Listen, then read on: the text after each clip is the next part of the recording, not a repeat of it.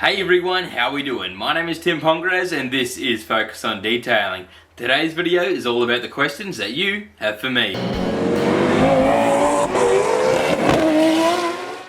It's been a while since my last Q&A video, around about a year I think, probably over, and I think it's about time I created another one as I can't always get around to answering all of your questions. So I believe if I dedicate an entire video to them, I might be in for a better chance at a nice open discussion. This video will enable you to ask whatever you want. It can be car related, it can be motorbike related, it can be detailing related, it can be filming and photography related. I'll do my very best to answer. Now I've been flat out with the business lately, always learning and looking forward to creating and bringing forth new things. Just as we speak, I've got a few more videos in the works, one of which is about a new ceramic coating that I was privileged enough to use, as well as a comparison video on a hot topic that's close to detailers. I have a show and shine that's set for later on in this year. We'll see how that goes and playing it by ear really, and I'm always working towards that dream car workspace to boost the detailing game. Now feel free to ask your question down below in the comments section, via email, or even on the Focus On community page.